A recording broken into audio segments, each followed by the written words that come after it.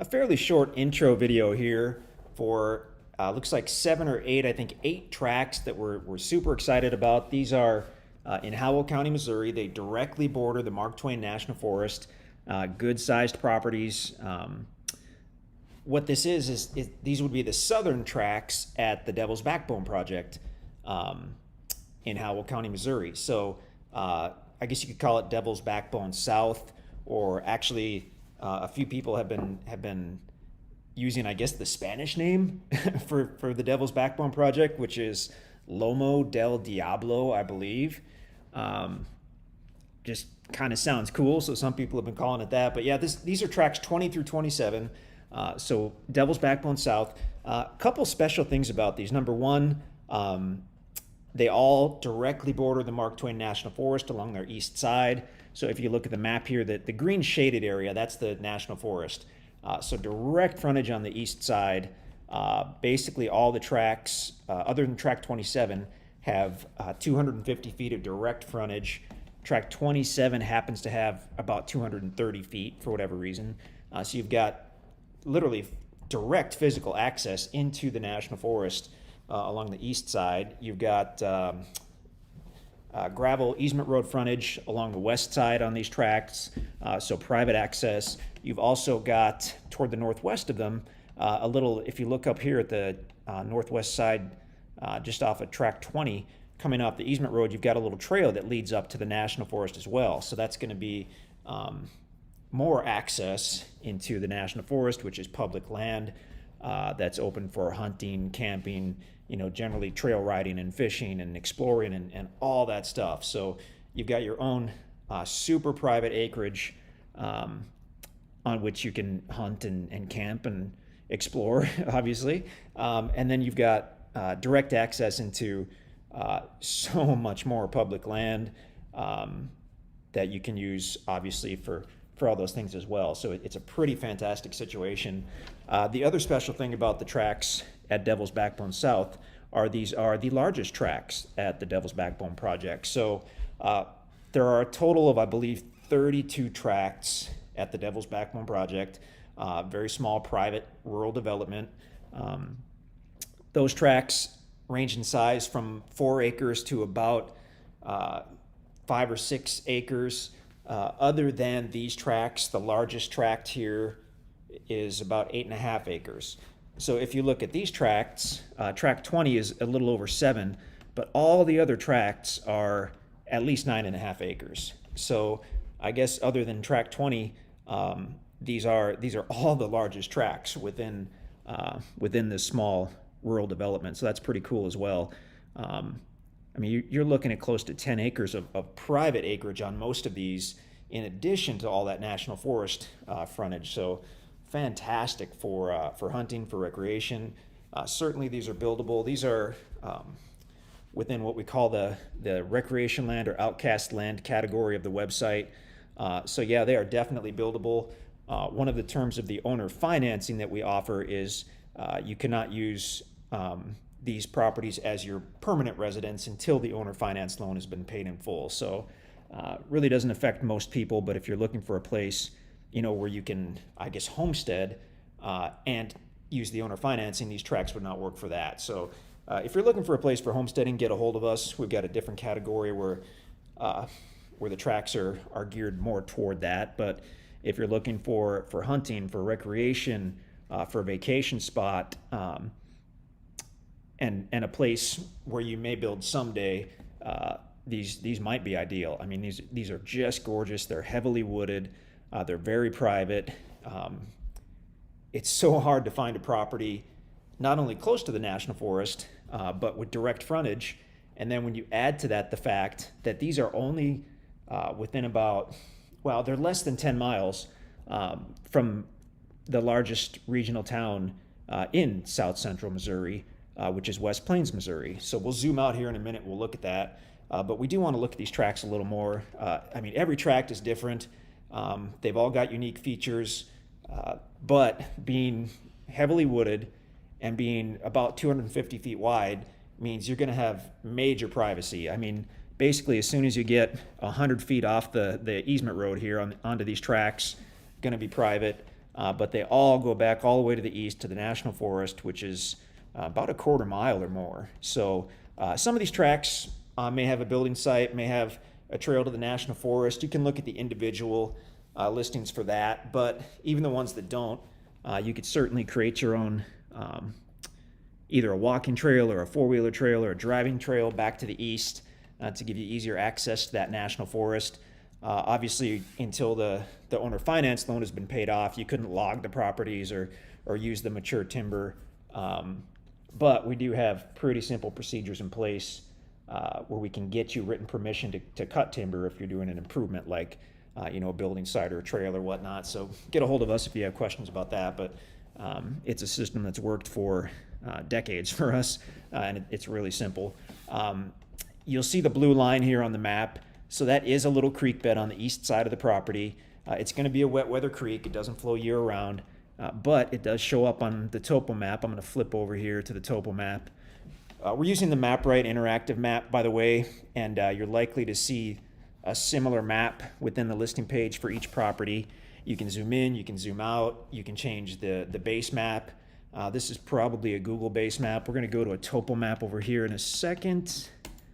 Whoops. There we go.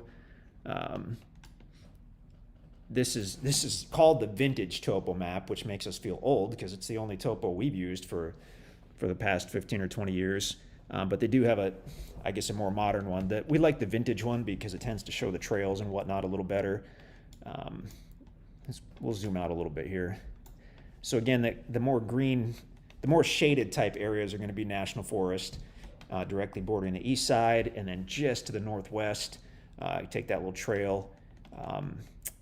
The dashed line is a road through the National Forest. Those pop out pretty well on the topo. But what this is showing us basically is these tracts are going to be the highest on their west side, and then slope down as you move easterly. You can see that little creek bed really well on the topo. That's going to be the lowest spot on the properties, and then as you continue east over the creek bed, it starts to rise up as you come to the National Forest. So as far as level area, they certainly all have some amount of level area. This is the Ozarks. This is the kind of the heart of the Ozarks, the real deal, and we are certainly known for ups and downs and hills and hollers. So I would doubt that there's any flat land in the heart of the Ozarks. I mean, even the Walmart parking lot in West Plains, they had to excavate for weeks to make it level. In this case, though, most of these tracks you're going to see, you do have some nice level ground along the west side. If you're used to topo maps, then this probably does kind of make sense to you. If not, it looks kind of funky. But basically, as we mentioned, they're going to be the highest on the west. The easement road, like most roads in the Ozarks, was built kind of in the center of a ridge, kind of a wide ridge. As you go off the easement road onto the property, why don't we start? We'll just pick one toward the middle. Let's look at tract 24. So basically on a topo map, these little lines are called contour lines, and they're showing us the elevation change. So on most topos, elevation change between two lines is 20 feet, and it looks like the case on this one. Every so often you'll see a number within the contour line, like this says 1100 down here at the south side. That's just indicating that is the 1100 foot above sea level contour line. Every fifth line on this topo map is going to be a darker line like this, because that's going to be a 100-foot interval. So here's the 1100. If we're able to count up 5 lines, 1, 2, 3, 4, actually we run out of space. If there were one more line, it'd be the 1200-foot elevation. But since you've got a 20-foot elevation change between lines, when lines are close, a property is steeper. When they're further apart, a property is flatter. So as we look at tract 24, for instance, if you come off the easement road, you've got several hundred feet where there are no topo lines. So it could be sloping down, it could be sloping up or down a little bit. You can't really tell without the line, but based on the fact it's on a ridge, it's probably quite level on the west side. Tract 24 begins sloping down as you move easterly toward the creek bed, and it looks like essentially a steady gradual slope on this tract until you get to the creek bed. Crossover, these lines are a little closer, so steady gradual rise as we rise up on the other side. If we contrast that with, say, tract 22, so tract 22, we go east off the easement road, and fairly quickly we start to see several lines in succession, a little closer. That's going to be a steeper drop down than, say, tract 24. In fact, if you kind of look at the surrounding area of tract 22, especially if you're used to topo maps, you can see that what this is on the west side of 22 is basically the start of a small valley area, just the way the contour lines are. So the valley itself is going to go easterly and then cut southerly all the way over to the creek bed itself. So on tract 22, from the easement road, it's going to slope down. You're going to have that valley area. It kind of stays the same, and then the middle part looks actually fairly level, and then a very gradual slope down to the creek bed, and then a gradual slope back up on tract 22. So all the tracks are different. They're all going to have level area.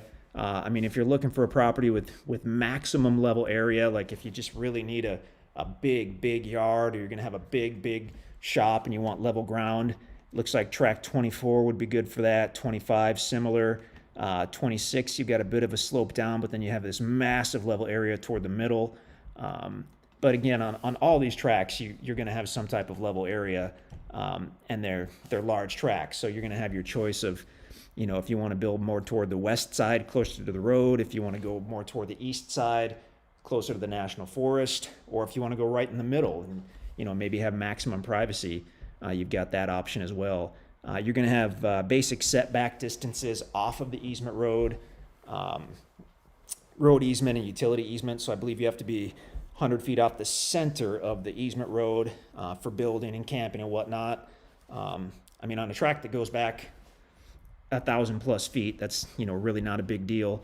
And you'll see as you look at, zoom in and out on the aerials, some of these, as we mentioned earlier, probably do have some type of trail or building site or whatnot, and in many cases that's going to be beyond the setback anyway. But I mean, you've got options with this. So I mean, if you're buying this mainly for hunting, we know a lot of hunters who buy a tract like this and then kind of clear their own shooting lane, and then you can hunt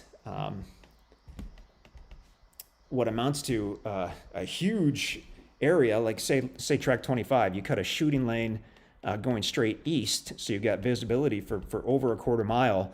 That'd be very similar to being in the middle of 160 acres and looking straight one direction, as long as you've got line of sight. So I mean, good opportunity that you wouldn't have on a perfectly square tract, because you're just not going to have that length of perimeter. Obviously, once you get into the national forest, your hunting options grow exponentially. A lot of people from surrounding states come in at deer season, at turkey season, and head for the national forest, which is great. But the advantage that you have with your own private property is you can be, checking on your private acreage throughout the year and kind of scouting that national forest, getting an idea for where the good sites might be for the upcoming season, or I mean, you can be checking out your own private acreage as well. So hunters especially, that buy a property from us close to the national forest or bordering the national forest, like these properties do, a lot of those guys and girls tell us that they come in a few times throughout the year, maybe spend a couple days, spend a weekend with their buddies or their family or whatever, scout their own property, scout the national forest. And then by the time hunting season rolls around, they generally have some sort of game plan on what they want to do. So maybe they had a couple game cams set up on their own camera. Maybe they did a couple food plots, or even just some salt licks or mineral licks or whatever. Or equally likely that they've checked out the national forest. And if you're a deer hunter and you found some scrapes or rubs, maybe that's something you're going to scout out on opening morning. So yeah, awesome property. Why don't we go ahead and zoom out a little bit? We'll go back to an aerial map. And we're going to turn off the water feature layer, because that's going to get kind of funky as we zoom out. The text layer might get funky as well, but I mean, we'll just play it by ear here. what's over 50,000 acres of additional land for hunting, camping, fishing, trail riding, and recreation. That's going to be the Mark Twain National Forest. And it's just a fantastic feature to have a property that directly borders that. I mean, in what other circumstance are you going to have your own private acreage and then essentially your backyard is hundreds and hundreds or thousands of acres of additional land that you can use without ever having to worry about, maintaining or paying taxes on, because it's public land that you can go into and use, which is fantastic. So as we zoom out, you'll notice a couple things, and we might turn off this text layer as well in a minute. We've got the county roads over here on the east side. You can see the easement road, which comes off the county road. It's gravel easement road, goes back to the west, and that's how you're going to access these tracts. The National Forest, the entire Mark Twain National Forest is hundreds of thousands of acres in southern Missouri. And it's broken up into, I think, 4 or 5 main districts. I forget what this main district is called. It could be the West Plains district, or it could be the Ava district, not sure. But within this district of the National Forest, you've got over 50,000 acres of actual national forest that you can go ahead and use and hunt and camp. Kind of an interesting thing about this is if you look at the properties here, you've got this large chunk of national forest that directly borders the east side. So I'm not sure how big that is. That's several hundred acres. And you're going to have extremely good access, directly into that from the east side of your property. But also, if you look, and again, as we zoom in, you've got your main easement road, which comes around and borders the north side of Tract 20 and cuts south. And then there's what we've got here that's labeled as additional trail to national forest. And that's just what it says it is. It's another trail that comes off of the easement road and links up to the national forest. And there's actually a Forest Service road right there, very close to this trail. So I don't know if that's set up where you could actually drive the trail and link up with the forest road, or if it's more of a walking or side-by-side or four-wheeler trail. I'm not sure about that, but there is an easement to go from the main easement road over to the National Forest, which is pretty fantastic, giving you direct access to the 50,000 plus acre chunk, because even though the National Forest is, as you can see, it's different pieces that are within the same area. You've got over 50,000 contiguous acres here on the northwest side of the property, as well as this beautiful chunk on the east side. So I mean, you're in good shape here as far as hunting and camping and recreation. Most people, when they think of the National Forest, think about hunting because of the deer hunting, because of the turkey hunting. But I mean, you've got some beautiful rivers and creeks for fantastic fishing and canoeing and floating and kayaking. I mean, that's all within the National Forest. You've got Bryant Creek, you've got North Fork River, just a few miles from these properties. You've got hundreds of miles of roads and trails, for hiking and trail riding. You've got caves. You've got so much to do within the National Forest. People go mushroom hunting out here. I mean, that's pretty big sport for a lot of local people. I mean, there's just so much you can do. So to have a property that directly borders it is fantastic. As we look at this, why don't we switch to a street map, and that might be a little less busy, I guess you could say. So again, you can see the tracks here. You can see the green area being the National Forest, and then just to the east, the main city is going to be West Plains, Missouri. So that's 6 or 7, 8 miles southeast of these tracts. So again, West Plains is going to be the biggest regional city. That's going to have dozens of stores and businesses and whatnot.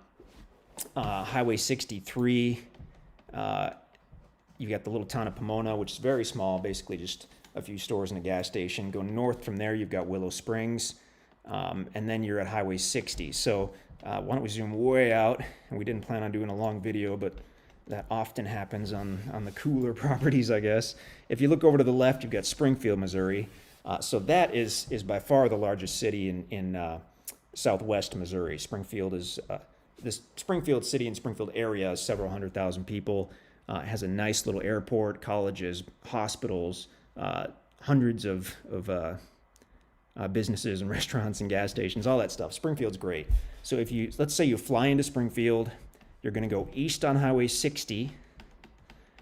And once you get to Willow Springs, you're going to cut to the south on Highway 63. And by the way, we spoke earlier about the National Forest and the different districts. These large green splotches are going to be the different districts. So this one here, which I mentioned, I think is, I guess it wouldn't be the Ava district. Ava's over here. And I said there were 4 or 5. It looks more like there are 1, 2, 3, 4, maybe 7 National Forest districts. But as far as getting to the property, that's where we're going. We went east on 60. We went south in Willow Springs onto Highway 63. And we just passed the little town of Pomona. And we're actually looking for, whoops, we're going to go to a Google map. And that usually shows the roads more accurately than most other maps. Off of 63, off of Highway 63, we're going west on County Road 4740. And a good landmark for that, well, no, it's not a good landmark. That's a farm. Looks like a nice farm, but I was thinking it was a different structure. But you can use your map right, or you can use a printed map. You're going west off of Highway 63 onto 4740. It starts out as a paved road and then turns to gravel after a little bit. Keep going west. You'll come to a T in the road, so you can see there. And that's when 4740 hits County Road 4870. You're going to go right at the T, and you'll go really just a few hundred feet. I mean, we can measure it to get a better idea. So you go right at the T. Oh, no. I think MapRide has a little glitch in it today. Okay, it was doing that earlier too. So we'll just estimate. Go right at the T and go a few hundred feet, and you'll see the start of the easement road on the left. Gravel easement road, so take a left onto that. I think you go about 50 feet or so, and there may be a gate, because the easement road is really just for property owners and their guests. So if you're headed out there, let us know. We'll get you instructions to open up the gate if it happens to be shut. You're going to head west on that easement road, and then pretty soon you're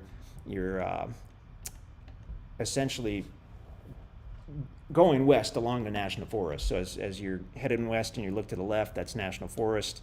You'll enter the Devil's Backbone project somewhere back here. Keep on going. And then if you're using MapRite, you're going to come to track 20 before the other tracks out here. And it's going to be on your left. Track 20 is kind of cool because it's got good road access along the entire north side and most of the entire west side. But it's got easier, more direct, National Forest access than most of these tracts. So although track 20 is going to be a little smaller, you're going to have more limited area for building an actual structure. You're still going to have buildable area on track 20, but you're going to have more limited area because of the setback from the road. But I mean, let's say you wanted to build here toward the east side, you got the National Forest right there, which is pretty cool. Anyway, keep on going on the easement road, track 21, 22, et cetera, et cetera. When you get down, to track 27, it doesn't show it on here, but there is a small cul-de-sac. There's a little turnaround because the road does end, and you can get a hold of us again. We'll give you instructions to get in that gate. We can tell you what's available out here. The website is generally pretty darn accurate for that, but it's always good to give us a call before you make the drive out here. It's just, you're going to want to go out and take a look if you can. We try to always provide videos of the available properties. Again, we'll say on the individual listing pages, if it has a certain property has a driveway or a trail or a site, and sometimes they do, sometimes they don't, but just kind of depends on what you're looking for. You'll see on the east side of all these tracts, what basically looks like a road running with the tracts, but what that is when the Devil's Backbone project was all one large tract, the owner at that time had paid for a bulldozer to kind of go around the edge and basically does out a line. So he would have a good defined line between the private acreage and the national forest. And so that's actually nice in this case, because when you go to the east side of your property, you'll see that cleared line, and it makes it super clear, when you hit the national forest. So that line along the east side is not an easement for others to cross over, so you really don't have to worry about that. It's just, kind of gives you a good defining line between your property and the national forest. These tracts are surveyed. Not everything we sell is surveyed. A survey is not required to sell property, but in this case, these tracts are surveyed with the corners marked. So if you get out there and look for it, you should see the survey stakes. So that's a big bonus, especially if that's what you're looking for with the property. We've kind of saved you the time and money on that of having to mess around with it. So yeah, awesome deal. Very small number of these tracts. Rarely do we have properties that directly border the national forest. We're out looking for them basically every single day, at least 5 to 6 days a week. We're trying to find special properties that border the national forest, and just every now and then we're able to snag one. These particular tracts, it was several years in the making from the first time we found out about the acreage to securing the acreage and putting everything together. I mean, it was a large process. So we are excited about these. If you've been looking for something that you can use, bring your family to, bring your friends to, and then have that direct national forest frontage, it's fantastic. So come out here with, a dozen of your buddies. Some of you can set up on your own private acreage. Some of you can go in the national forest and scout that out and find different sites. I mean, it's just pretty much ideal. So if you have any questions, obviously just let us know. Wow, this video went so much longer than we planned on, but they are great tracks. So if you have any questions, obviously you can give us a shout in the office. You can hit up the website, or you can email us. A lot of people do that. So get a hold of us any way you like. We'd love to chat with you about available properties, or really any property in the Ozarks. That's what we do, and we'll spend all day talking to you about property if you like. So that's the 8 tracts at Devil's Backbone South, also apparently known as Lomo del Diablo in Espanol. I don't personally speak Espanol, so I don't know if I pronounced that right, but awesome tracks. If you get one of these, you're going to be one of the lucky few who has a good quality property with national forest frontage in an awesome area of the Ozarks, a few miles out of West Plains. Yeah, well, we're going to have to stop talking at some point, so we'll do it right now. But thanks for checking out this video, and if you have any questions about these properties, about our owner financing, about anything at all, just give us a shout, shoot us an email. What was the last one? Give us a shout. I think I'm losing my train of thought. This is the longest video we've ever done. But yeah, we're going to end it here. Thanks for checking it out. We do hope to hear from you.